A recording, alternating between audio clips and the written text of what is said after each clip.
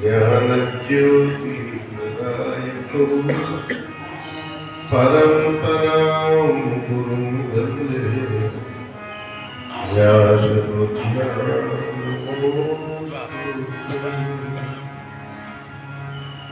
सत्यव्रतं सत्यपरं सत्यं सत्यस्य योनिं निहितं च सत्ये सत्यस्य सत्यनित्यं सत्यात्मकं त्वां शरणं प्रपद्ये।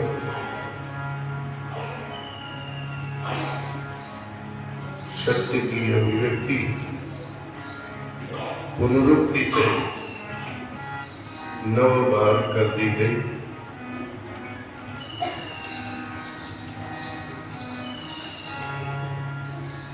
ऐसा लगता है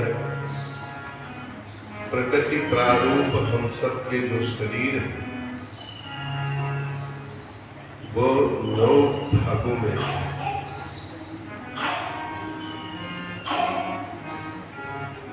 ये धर्म ग्रंथ आध्यात्मिक विज्ञान से युक्त है। आचार्य श्री रूप से हमने सुना है कि ये जितने भी आख्यान हैं सब सिद्धांत के प्रतिपादन करने के उदाहरण हैं। तो क्या परिकल्पित है उदाहरण? नहीं। भगवान ने जो भी चरित्र किया है, देवताओं ने जो भी चरित्र किया है, जो आचरण किए हैं वो आध्यात्मिक ही किए हैं, उसी मानक पे किए हैं जो श्रुति ने कहा। जैसे आत्म तत्व आकाशवत निर्लिप्त रहता है, तो प्रत्येक व्यवहार करते हुए कैसे निर्लेप रहा जा सकता है, ये अवतार चरित्रों में विदित होता है। दान देकर के भी दानाभिमान न रहना, ये निर्लेप वृत्ति है। धर्म का कर्म करके, धर्म कर्म करके अहंता का न रहना कि मैंने किया है, यह निर्लेप वृत्ति है। तो निर्लेप वृत्ति में सदा रहना आत्मा का ही स्वरूप है। आकाश के समान सर्वाधार है पर निराधार है, वह किसी का आधार नहीं पकड़ता। हम 9 बार अनुवृत्ति में हम सब के जो प्रकृति पिंड है, वह प्रकृति के विभाजन में प्रकृति 9 प्रकार की से जाती है। यद्यप परमात्मा से अभिन्न होकर प्रकार रहती ही जिसको माया कहते हैं, और माया से फिर उसी का जब प्रकार करती है प्रकृति, मतलब कुछ कृतियां जब तैयार करती है तो उसी माया का नाम प्रकृति होता है। और वो 2 भागों में बढ़ती है, परा और अपरा।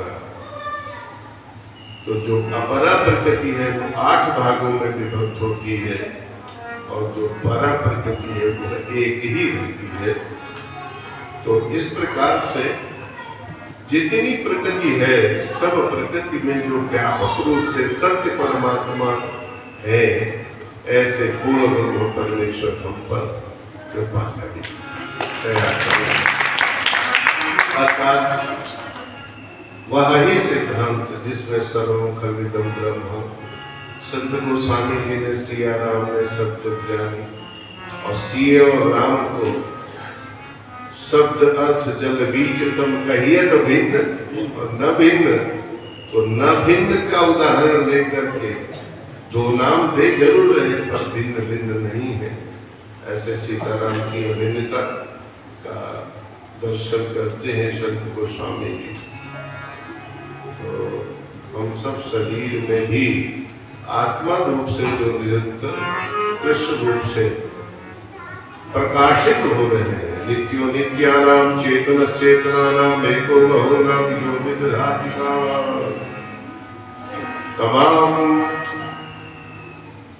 तमाम पश्यति तेषां शांति शाश्वती ने करिष्यामि।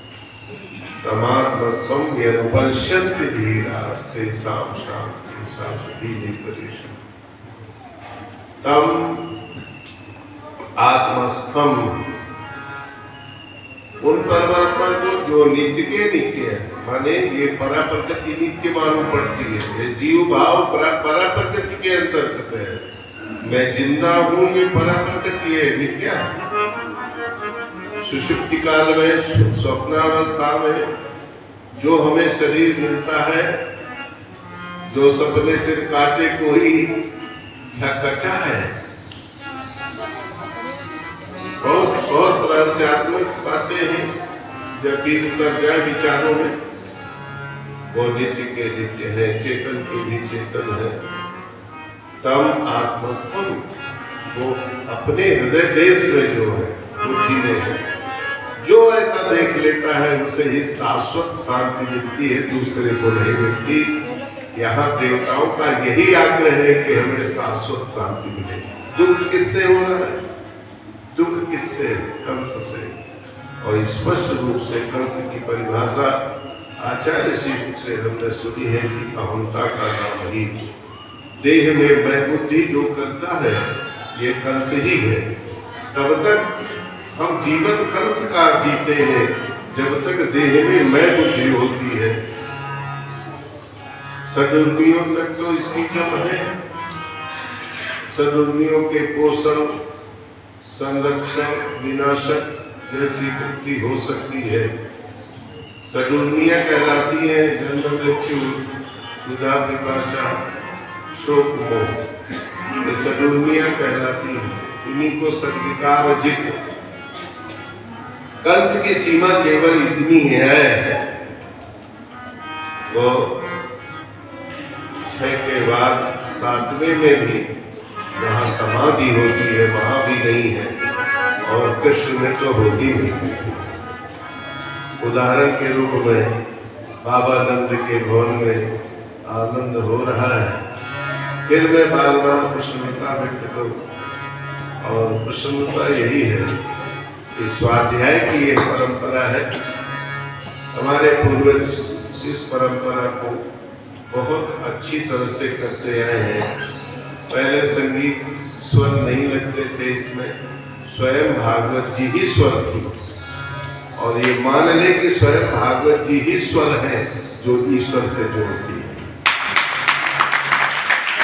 स्वर नहीं आता, मधुरता नहीं आती है, पर स्वयं भागवत जी इतनी मधुर है कि उसी मधुरता से, उस मधुरिमा से ही युक्त साधक होते हैं। जो जानने की इच्छा करते हैं, तो बरोट की भी भागवत हमने दर्शन किए।